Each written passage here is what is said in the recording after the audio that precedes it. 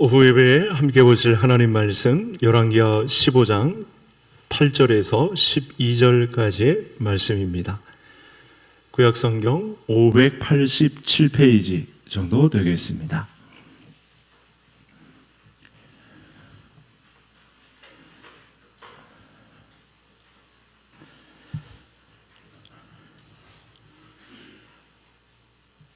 열왕기하 15장 8절부터 12절 한 절씩 교독하시겠습니다.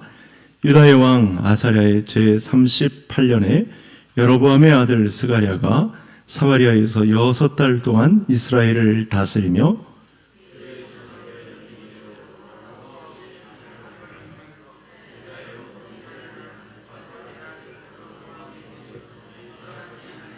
야베스의 아들 살룸이 그를 반역하여 백성 앞에서 쳐 죽이고 대신하여 왕이 되니라.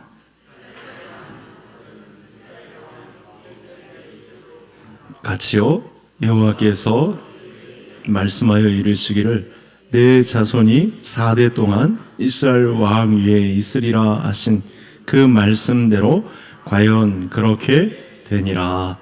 아멘. 오후 예배에도 또 말씀을 통한 위로가 우리 성도님들을 덮고 또 새 힘을 얻고 돌아가는 오후 예배가 되기를 소원합니다. 오늘 12절 말씀이 이렇게 기록되어 있습니다. 내 자손이 4대 동안 이스라엘 왕 위에 있으리라 하신 그 말씀대로 과연 그렇게 되니라. 북왕국 이스라엘 14대 왕, 제가 여로보암에 이어서 14대 왕이 된 스가랴 왕이 10대 왕 예후에게 하신 하나님의 말씀이 그에게 그대로 이루어졌다라고 하는 말씀이 나옵니다. 이 말씀이 강조되고 있어서 이 말씀을 먼저 보기를 원하는데, 그 예후가 이 아합의 집을 친 일, 북이스라엘은 거의 배반의 역사니까요. 한 왕조가 남유다처럼 이렇게 이어져 오는 게 아니고 무수한 반역의 역사가, 배반의 역사가 있습니다. 그때 그 9장의 내용을 한번, 그 9장이 지나고 나서 예후에게 하시는 말씀을 한번 보겠습니다. 스가랴는 예후의 집안에 속했으니까 화면을 한번 만나보시겠습니다. 같이 읽겠습니다. 여호와께서 예후에게 이르시되 내가 나 보기에 정직한 일을 행하되 잘 행하여 내 마음에 있는 대로 아합 집에 다 행하였은즉 내 자손이 이스라엘 왕위를 이어 4대를 지내리라. 이 말씀대로 이제 14대 왕 스가랴에게 이 말씀이 그대로 이루어졌다라고 하는 말씀이 되겠습니다. 우선은 역사의 주관자 되신 하나님께서 북이스라엘의 이 항로가 어떻게 흘러갈지에 대한 걸 미리 내다보셨고, 지금 스가랴 왕 때에 예후에게 하셨던 이 말씀이 그대로 이루어졌다라고 말합니다. 그런데 스가랴는 어떤 방법에 의해서 또 그에게 하나님께서 주신 이 왕의 권한을 어떻게 사용함으로 오늘의 이런 결과, 이런 예언의 말씀을 그가 받게 되었는가? 그리고 북이스라엘이 당대의 말씀을 선지자로부터 받는 때, 그리고 2600년이 지난 우리에게 동일한 말씀으로 주시는 내용은 무엇인가? 15장 9절이 이렇게 이야기를 합니다. 이것도 한번 볼까요? 화면을 통해서 만나보겠습니다. 같이 읽겠습니다. 그의 조상들의 행위대로 여호와 보시기에 악을 행하여 이스라엘로 범죄하게 한 느밧의 아들 여로보암의 죄에서 떠나지 아니한지라. 이런 어법이 맞는지는 모르겠지만 악으로 예언이 이루어지는, 우리가 보통은 선으로 예언이 이루어지는 과정이 있으면 좋겠지만 북이스라엘에 나타난 왕들의 역사에 하나님께서 하시고 싶은 말씀은 악으로 예언이 성취되었다, 이런 표현이 등장을 한 거예요. 우리는 이런 말씀을 받을 때는 거북하죠. 굉장히 불편하죠. 이미 믿음으로 지도를 받았기 때문에 이런 내용도 기록해 놓으시는구나, 뭔가 건질 게 없어요. 그럼에도 불구하고 말씀하시는 부분이 있다는 것이죠. 악으로 예언을 성취하는 사람이냐, 아니면 선으로 하신 말씀의 내용을 선으로 성취하는 사람이 될 것이냐. 스가랴 왕은 당대 예후에게서 주신 말씀 4대에 걸쳐서 이제 와서 그 수많은 기회를 주셨음에도 불구하고 지금 이 스가랴는 악으로 예언을 성취하는 선봉에 서 있다 라고 하는 말을 성경이 우리에게 들려주고 싶어 하십니다. 그래서 성경에서는 선으로 악을 이기는 자의 편에 선 사람들과 악으로 선을 누르는 그런 과정에 있는 두 가지 사람들의 예들이 등장을 하죠. 특히 남북 이스라엘 왕들 역사 가운데는 이 내용들이 두드러집니다. 그런데 북이스라엘에는 치우쳐 있습니다. 악으로 예언을 감당하는, 뭔가 알맹이도 하나도 없고 건질 것이 없는 허망한 그런 인간 세상에 아주 민낯을 정확하게 볼 수 있는 그런 내용들로 하나님의 말씀이 성취된다는 사실을 말씀이 주고 있습니다. 그래서 이 이스라엘 역사와 관련해서 우리가 좀 더듬어 볼 내용도 있습니다. 과거 역사에 이렇게 그 완고한 마음을 꺾지 않아서 하나님이 무수한 기회를 주심에도 불구하고 믿음 안으로 깊숙이 들어오지 않아서, 연글지 않아서, 그리스도의 장성한 분량으로 업그레이드 하지 않아서 그냥 악으로 예언을 성취하는 과정 중에 있는 사람도 기록해 놓은 그 하나님의 마음은 무엇인가, 이걸 돌아보게 하거든요. 성경을 한번 보시겠습니다. 헤스본 왕 시혼이 가나안을 향해 갈 때 이스라엘 사람들이 자기들의 길로 지나가는 것도 허용하지 않는 그 광경 기억나시죠? 출애굽해서 이제 모압 땅 쪽으로 왔는데 이 헤스본 왕 시온이 자기의 땅 그 길, 뭐 피해를 입히거나 뭐 다른 일들을 전혀 하지 않고 지나가게만 해달라. 우리가 가나안 땅을 향해서 가는 길이니 좀 살짝 비켜주십시오. 이렇게 부탁을 한 건데 이걸 어떻게 하느냐? 같이 읽겠습니다. 헤스본 왕 시온이 우리가 통과하기를 허락하지 아니하였으니 이는 내 하나님 여호와께서 그를 내 손에 넘기시려고 그의 성품을 완강하게 하셨고 그의 마음을 완고하게 하셨음이 오늘날과 같으니라. 그러니까 우리가 성경을 읽을 때는 그런 기대감이 있죠. 좋은 말씀들만, 우리에게 도전이 되는 유익한 말씀들만 실려 있는 줄 아는데 사실은 하나님은 비교해 놓습니다. 우리 이 죄악된 인간들이 저지르는 그 허망한 일들, 그 완강하고 완고한 마음들을 어떻게 관철시키는가, 이 부분도 기록해 놓아서 이 후대의 이 말씀을 보고 있는 믿음의 사람들이 절대로 그런 전철을 밟지 않도록 말씀의 교훈을 주고 있다는 사실입니다. 그래서 이스라엘이 자기 영대로 지나감을 허락하지 않은 것은 하나님이 그들 또한 이스라엘에게 붙이시려고, 그렇게 허망한 인생으로 끝나는 그들의 인생이지만 하나님은 그들의 성품을 강팍하게 하셔서 그들로 하여금 또 이 나중에 요단 동편에도 이스라엘 백성들이 정착하게 되는 나라를 구성하기, 그건 하나님의 계획에 사실은 없었던 건데 완강하고 완고한 마음을 품은 그들, 하나님을 배반하고 있는 그들에게 또 땅을 르우벤, 갓, 므낫세 반 지파에게 나눠주시는 그런 과정에 있으십니다. 자, 한참 전인, 근데 이 내용은요, 또 그 역사가 오래 있어요. 그러니까 예언을 하시고 그 말씀이 성취되는 과정을 성경은 분명히 기록해 놓죠. 자, 요 말씀도 보시겠습니다. 이 아모리 왕 시온과 관련해서, 헤스본 왕 시온과 관련해서 그 전에 어떤 말씀이 있었는지 출애굽 말씀을 보시겠습니다. 같이 읽겠습니다. 내가 내 위엄을 내 앞서 보내며 내가 이를 것으로 모든 백성을 물리치고 내 모든 원수들이 내게 등을 돌려 도망하게 할 것이며, 그러니까 이스라엘의 원수를 멸하시기 위해서 그들로 하여금 이스라엘을 등지게 하시겠다. 이것도 미리 말씀하셨습니다.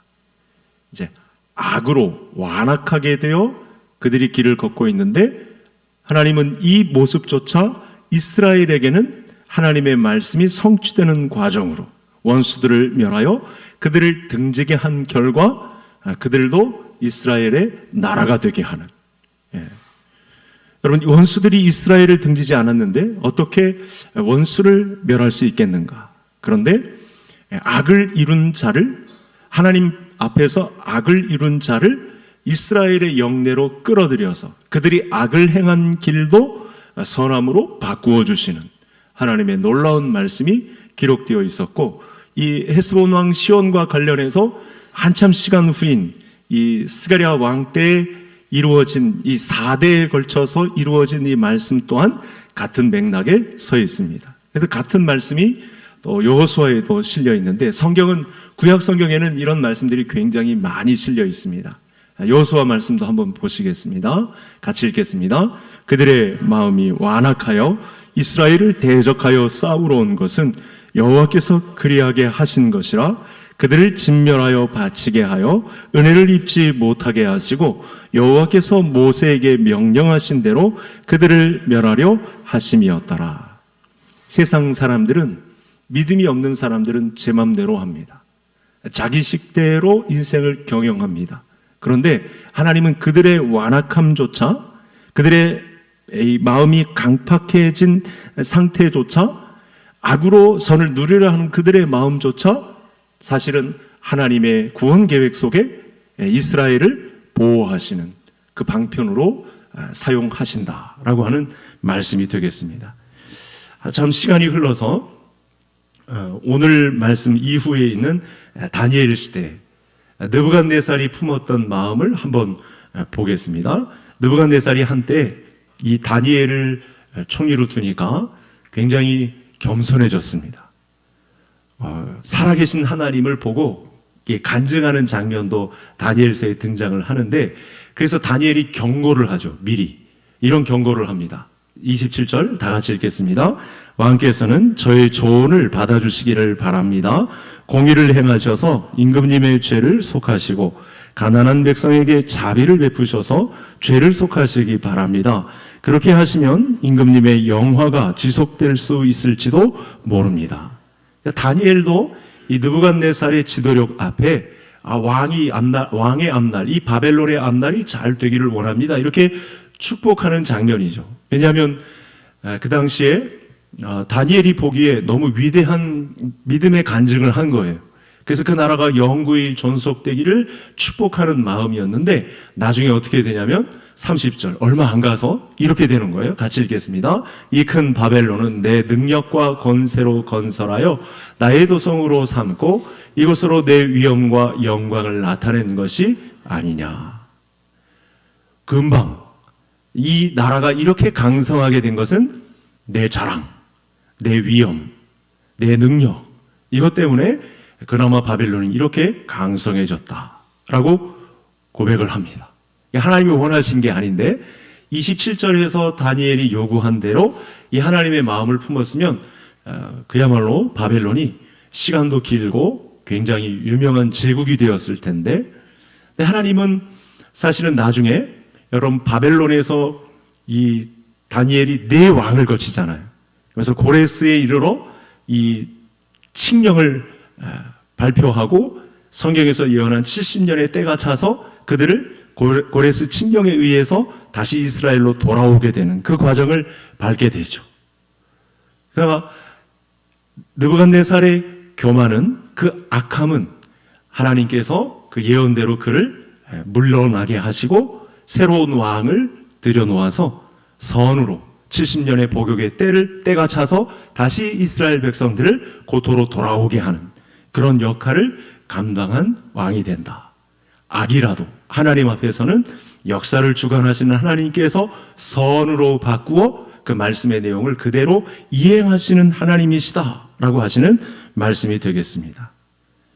여러분, 이렇게 많은 왕들이, 스가랴 왕을 비롯한 역사 속의 인물들이 자기 자랑을 늘어놓다가 자만하다가 사람들에게서 쫓겨나고 들짐승과 함께 지내고 소와 같이 풀을 먹으면서 이슬에 젖고 비참한 최후를 맞이하면서 예언 속에 악으로 끝을 맺습니다. 근데 그렇게 우리는 믿음이 없으면 야, 참 허망하다. 죄인의 최후는 이렇게 허망하게 막을 내리는구나. 이런 정도가 아니고, 하나님은 악이라도 선으로 바꾸어 자기의 택한 백성들에게 구원의 길을 여시고야만은 하나님이시다. 이 믿음이 우리 모든 성도님들에게 함께 하시기를 간절히 소원합니다. 자, 지금 스가랴 왕을 보면 지금까지 살펴본 모든 북이스라엘 왕들의 표본입니다. 다 여기서 예외가 없습니다. 이게 반역의 역사에 등장한 사람인데 왕의 자리에 오른 사람이면 우리가 생각하는 것이 있죠. 기본적으로 인격이 남들과 다른 인격이 자리 잡아야 되는데 사실은 우리로서는 이해가 안 되는 그런 악한 왕들로 인격에 이 결격 사유가 있는 사람들로 나타납니다. 그런데 여러분 참 이상한 것은 제가 종종 이런 말씀을 드렸는데 이 악한 왕들이 진치고 있는 북이스라엘 역사에 하나님께서 자꾸 말을 걸어오신다는 거예요.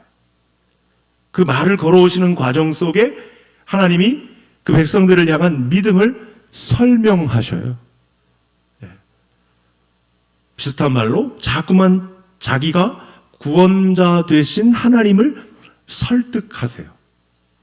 우리는 그 전에 이런 악함이 반복되면 3번 이상 반복되면 7번이라도 반복되면 그냥 모른 채 하고 이 나쁜 놈들하고 관계를 끊을 만도 한데 계속해서 자기의 선지자들을 보냅니다.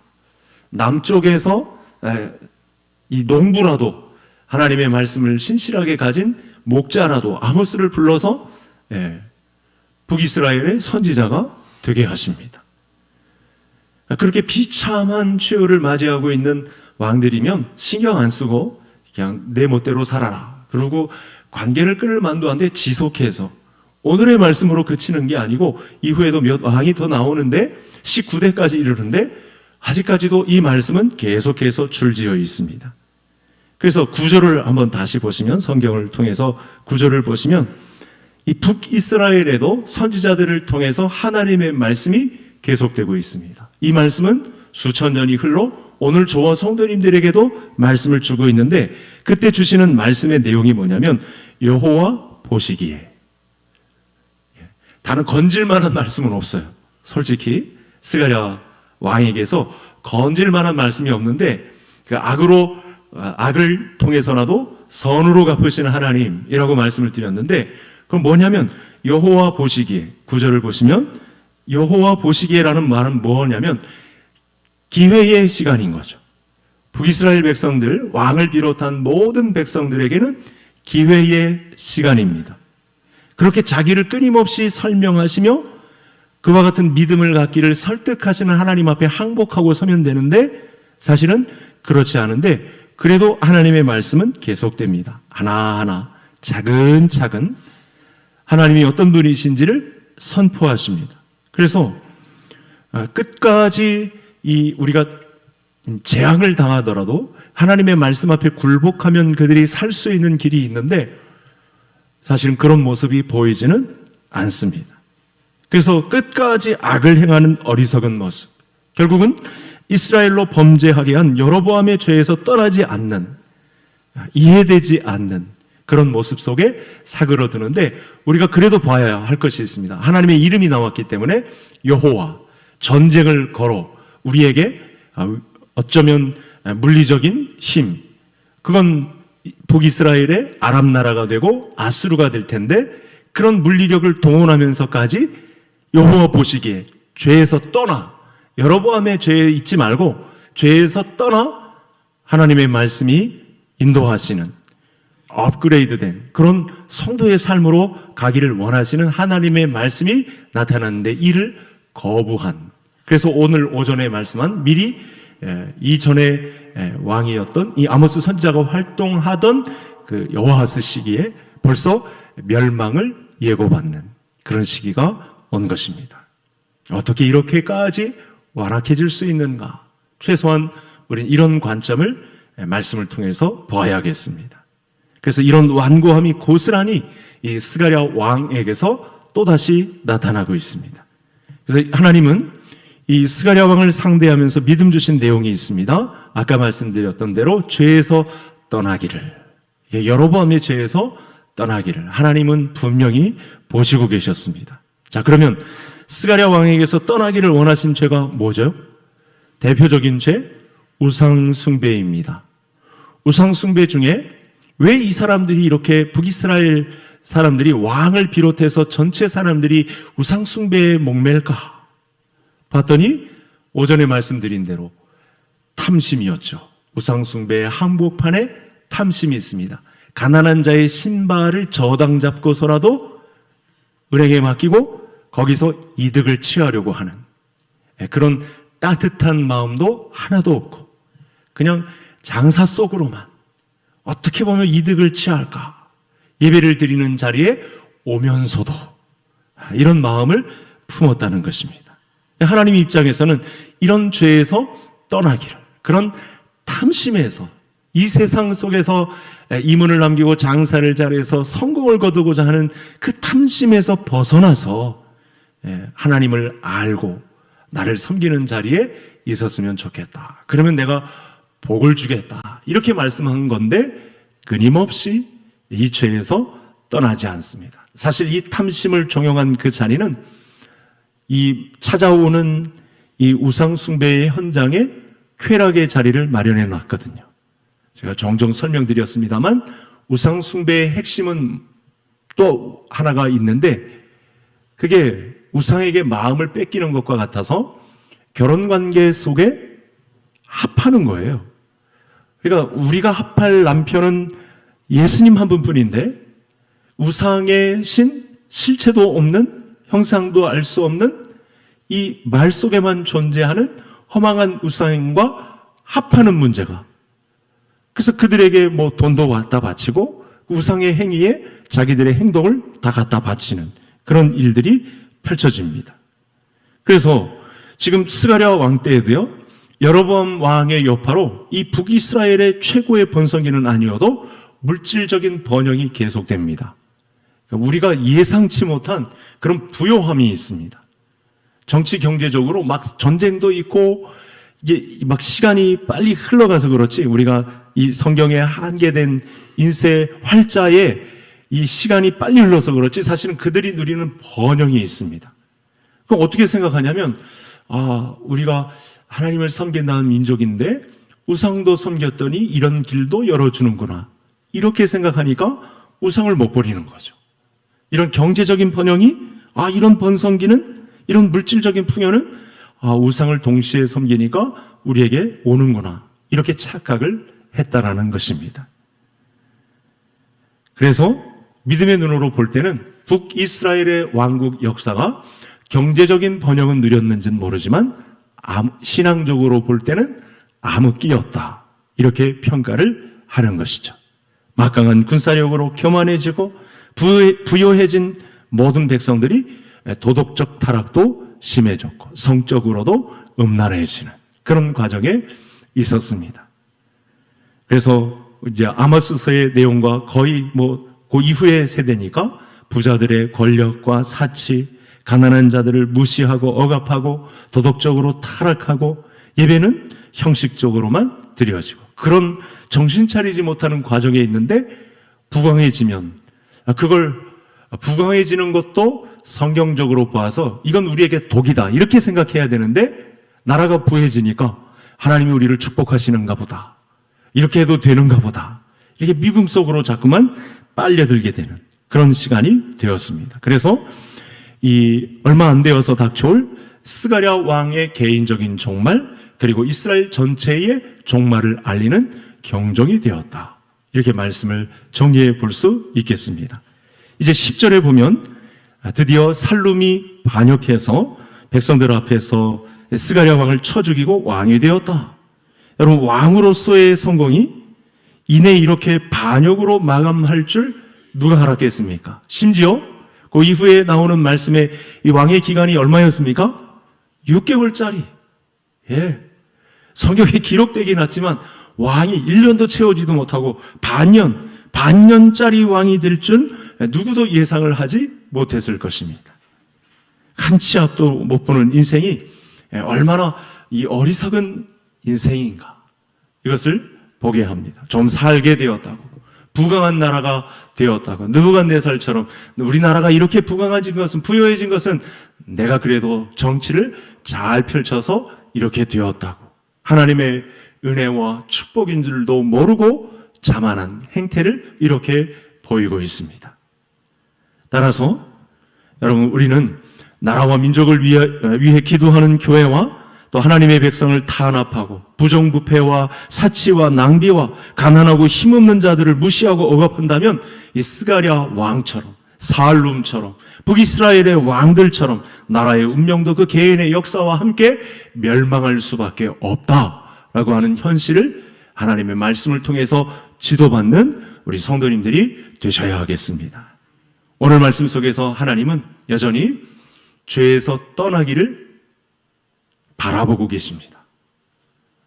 어쩌면 2600여 년 전 이 스가랴 왕 시대 이후로 하나님의 사람들이라고 할지라도 죄에게 노출되는 과정은 더 극심하고 저와 성도님들이 자칫 신경을 다른 데 갖고 있다가 정신을 차리지 못하다가 어느 순간 죄에게 중독되어서 벗어나지 못하는 그런 순간이 우리에게도 올 수 있습니다.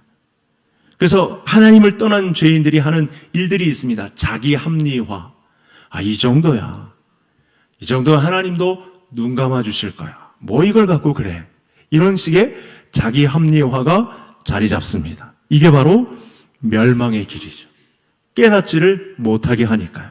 자기가 범죄하고 있는 이 현장이 하나님이 얼마나 싫어하는 다른 남자와 합하는 그런 문제라는 것을 모르는 신부들의 행태가 그 본 남편의 마음을 얼마나 아프게 하는 것인지 모른다는 생각을 갖고 있다는 사실입니다.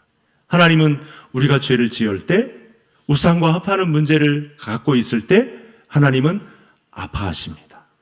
왜냐하면 우리의 남편이 되시거든요. 우리와 결혼 관계를 선포하신 분이시거든요. 그래서 이 관점에서 우리를 보기를 원하십니다. 남쪽 유다 왕들 중에 믿음으로 산 왕들에게 이런 내용들이 나타납니다.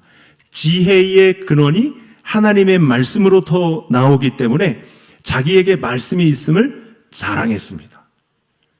몇몇 왕들에게 그런 삶이 가능한 왕들을 보여주셨죠. 대표적으로 다윗과 같은 왕들. 지혜의 근원인 하나님의 말씀이 자기에게 있음을 자랑했다. 한번 같이 하시겠습니다. 지혜의 근원인 하나님의 말씀이 나에게 있음을 자랑했다. 이런 내용을 나타냈습니다. 그러나 스가랴는 하나님의 말씀을 따르지 않고 버리니까 지혜가 따라올 리가 없는 거죠.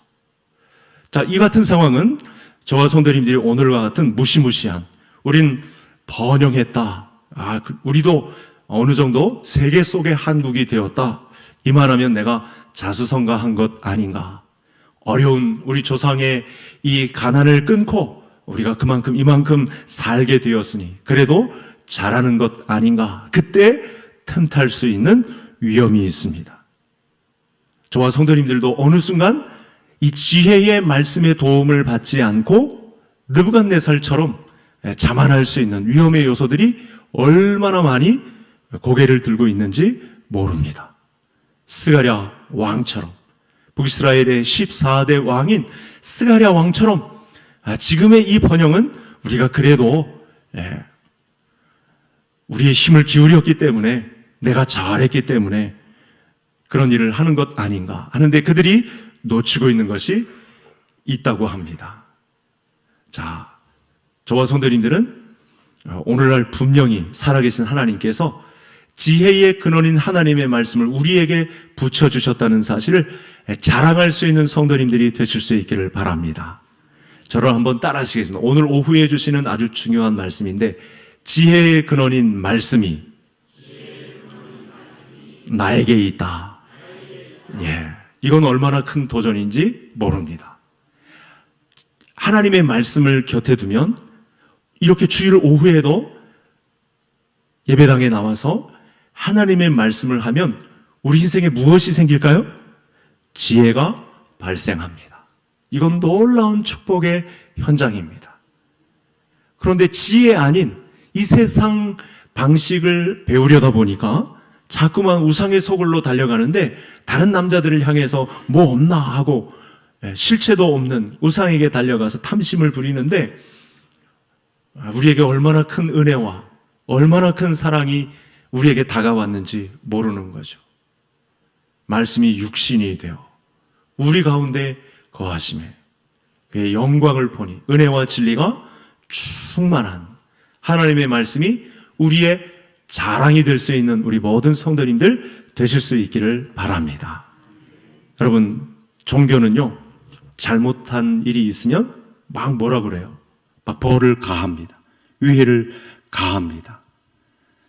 행실대로, 행위대로 보응합니다.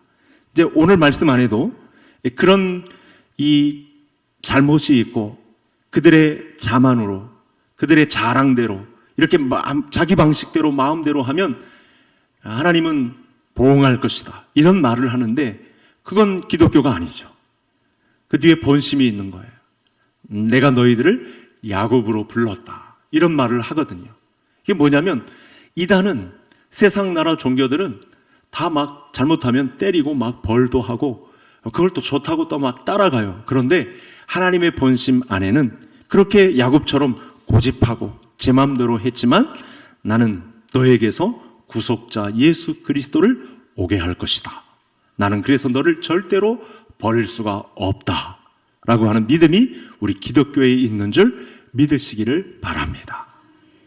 여러분, 우리가 스가랴 왕의 일대기를 잠시 살펴보았다고 해서 우리가 스가랴의 범위를 벗어날 수 있을까요?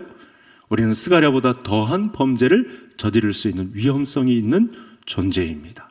그럼에도 불구하고 우리를 야곱처럼 바라보시는 구속주이신 우리 하나님께서 우리를 바라보시는 관점이 있습니다.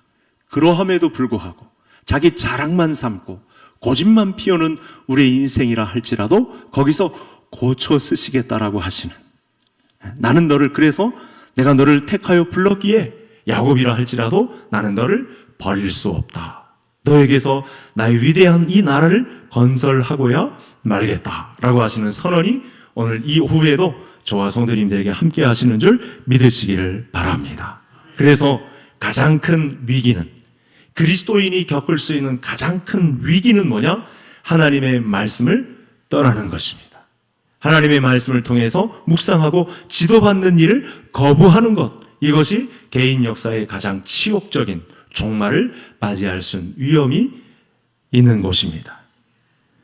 그래서 겸손하게 우리가 하나님의 말씀을 놓고 기도하는 자리를 지켜야 하고 그 은혜의 말씀 앞에 굴복하고 항복해서 하나님의 말씀이 저를 지도해 주시기를 원합니다. 이와 같은 때에 하나님께서 은혜의 말씀을 주셔서 이 위경을 지날 수 있는 은혜가 있게 하시고 그 나라 확장에 쓰임받는 이 민족도 되게 하시고 우리 가문이 되게 해달라고 그렇게 기도하시는 우리 성도님들 되실 수 있기를 바랍니다.